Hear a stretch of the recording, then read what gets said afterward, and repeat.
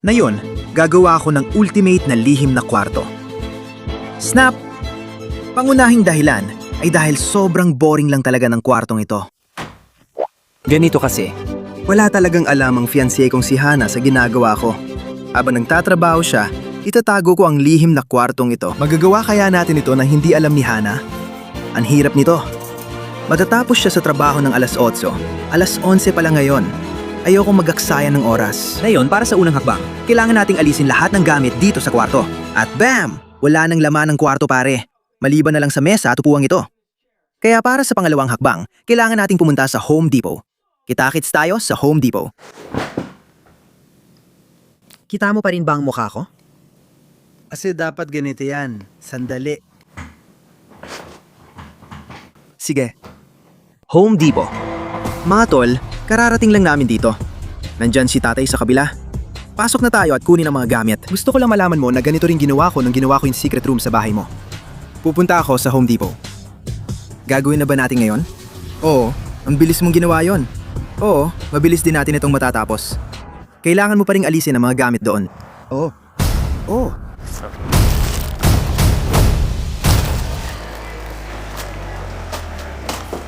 Dapat susubukan ko. Sinubukan ko naman.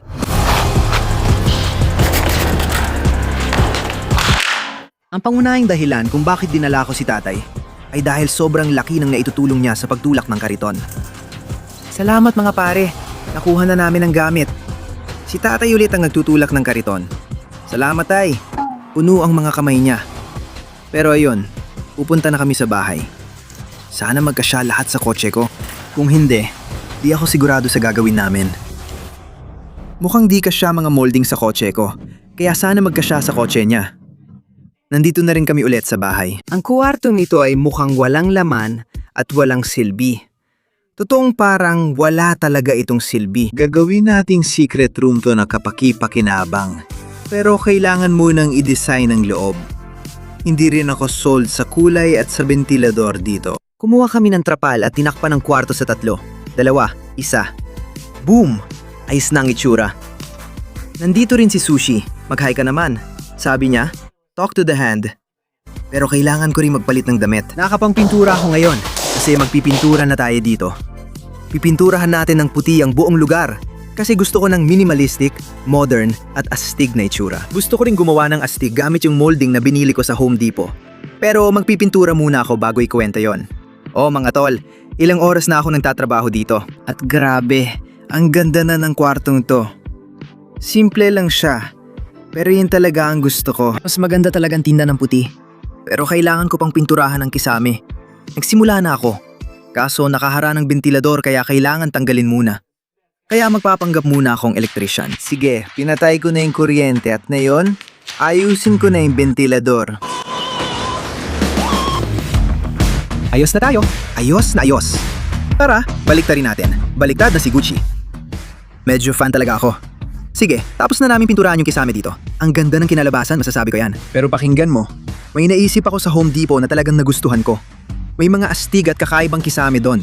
Ang tawag dito ay tray ceilings, kung saan yung gitna ng kisame ay parang umaangat pataas. Ipakakita ko na lang sa screen ang litrato nun.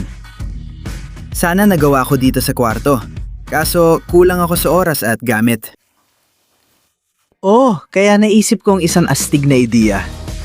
Kumuha ako ng maraming molding dito. Ilalagay ko ang molding sa ibabaw, pero hindi ko ididikit sa kisame. Ibababa ko ng kaunti at lalagyan ng LED light sa taas para lumiwanag pataas. Parang tray silly ang dating ito, kahit budget version lang. Sana malinaw yon. Sige, simulan na natin ni tatay ang paglalagay ng molding gamit ang martilyo.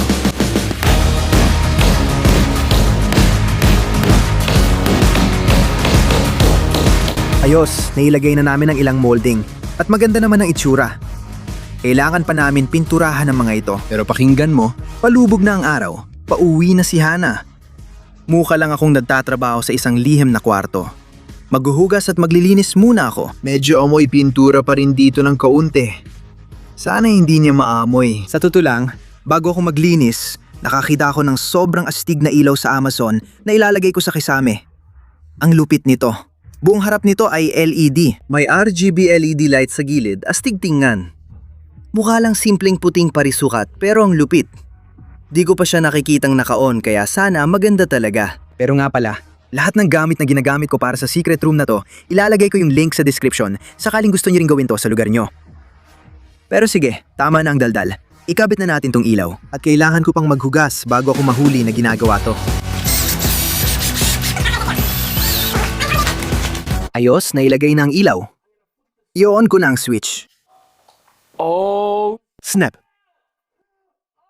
Snap. Nasaan ang karaniwang ilaw?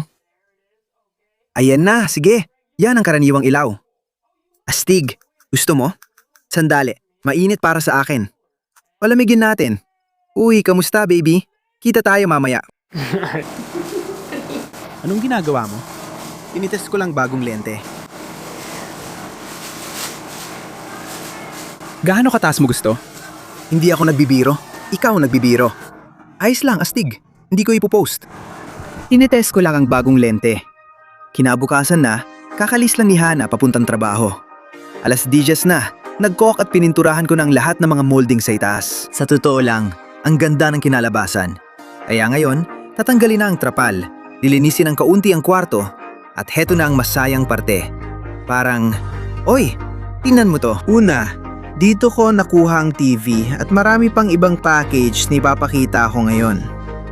Sa unang kahon, nakalimutan ko na kung ano ang in-order ko rito. Nakakuha ako ng 6 na puting floating shelves. Sunod, ito ang gustong-gusto ko. Ang dami kong nakuha ng mga 3D na dekorasyon sa dingding. Iniisip ko na tatakpan ko ang buong likod na pader. Gamit ito para magdikit-dikit sila. At tingnan mo kung gaano kaganda ang itsura. Ilang kahon din ang nakuha ko nito. At dito rin, ayos. Tama yan. May nakuha akong plaques na pwede ko isabit sa pader para sa graded cards. Kapag nakakabit, ang astig ng itsura. May ilan pa akong nakuha nito. At dito hindi ko pa bubuksan pero L-shape na mesa ito na adjustable ang taas. Mamaya ko na lang buuin. Ang astig nito. At yung kahon na yun dyan, maliit na entertainment center yan. Handa ka na ba? Tingnan mo to. Astig talaga to, may slow closing drawer pa. Perpekto talaga. Sa next project, plano kong lagyan ng hexagon pattern yung likod na pader dito. Simulan na natin.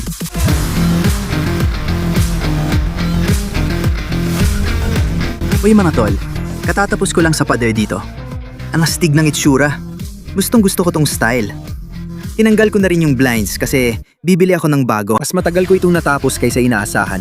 Pero maganda pa rin ang resulta. Susunod, bubuuin ko na ang desk na to.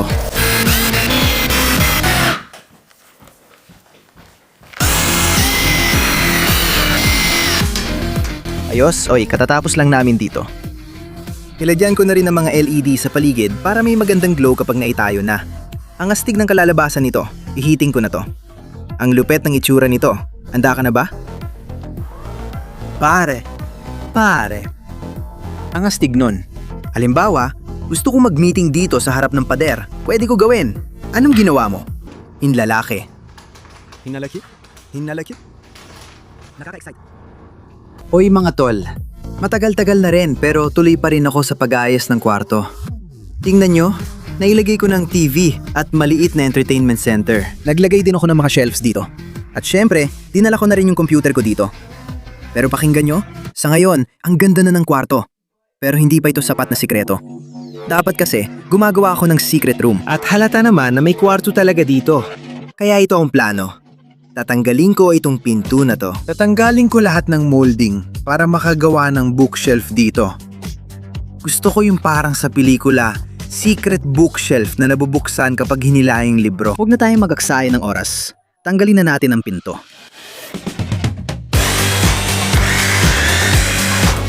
Oh. Isa na yan, baby. Iyan ang dalawa. Iyan ang tatlo. Sige mga pare, katatapos ko lang ayusin pinto. Medyo sablay pa pero ayos lang. Pupunta ako sa Home Depot para kunin mga kailangan para sa pinto. Kita-kits doon. Dahil pangalawang punta ko pa lang sa Home Depot, pakiramdam ko marami na akong nagawa. 2 beses pa lang tayo bumalik. Kailangan mo nito? Meron na ako. Kailangan mo rin, pero kailangan ko pa itong putulin.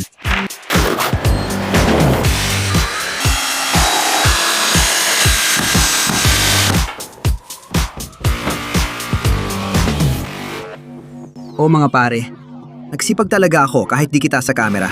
Kasi gusto ko matapos agad. Pininturahan ko na rin yung pintong nilagay natin, labas at loob. Nagkayos na ako ng gamit at mukhang tapos na ako sa kwarto.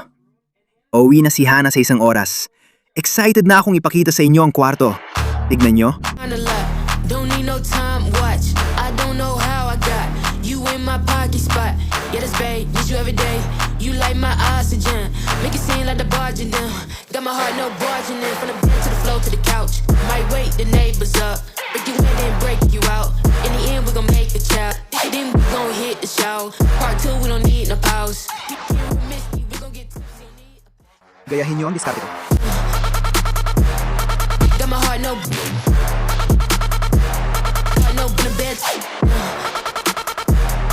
Break you in then. Yeah, this every day. Got my heart no in the bed. Break you in then. Yeah, this every day. This sound like Argentina. Had to fist my demand. O mga tol, papasok na si Hana. Uy, kumusta? Hello! Hi! Kumusta ka? Mabuti. Ano ang? Saan ka sasakay? Gusto mo bang makakita ng kakaiba? Oo, pero bagong sapatos ba yan? Oh, Ayos lang. May sorpresa? Hapunan ba yan? Hindi. hindi yon. Basta tinapon mo lang ang jacket mo dito sa sahig. Oo. Nakaka-excite talaga. Sige, handa ka na ba? Tingnan mo to. Ano ba yan? May bagong palabas. Diyos ko, buksan ang pinto. Saan mo ito nilagay? Iyan ang pinto. Sushi? Ito ay pinto. Yan ang pinto. Nasaan ang hawakan? Ikaw. Oo, tingnan mo to. Pinagtatrabahuan ko to nitong mga nakaraang araw. Hindi ko na mabilang kung ilang araw na. Seryoso, handa ka na ba? Tingnan mo. Oh my! Grab. Ang ganda naman ito. Yung hishal? Grabe naman. Paano mo nagawang magmukhang ganyan ng kisame? Grabe, ang wild nito. Ang ganda-ganda talaga. Ibang itsura na ng kwarto, di na parang bahay natin. Iyan ang ginagawa ko. Sinasabi kong lalabas ako para mag-shoot. Pero dito lang pala ako nagfi-film. Ibang-iba na talaga ang itsura, parang bagong kwarto na. Hindi ko kayang panatilihin ganito kalinis. Hindi, sisirain mo rin to. Hindi ko gagawin yun. Nagbibiro ka ba? Oo. Gusto ko lang sabihin na lagi magulo ang editing room ni Color TV. Hindi para siyang si Pigpen. Si Pigpen. Oh, Totoo naman? isang malaking kasinungalingan yan. Gustong gusto ko to. Hello, pwede ba tayo matulog dito ngayong gabi? Hindi. Oh,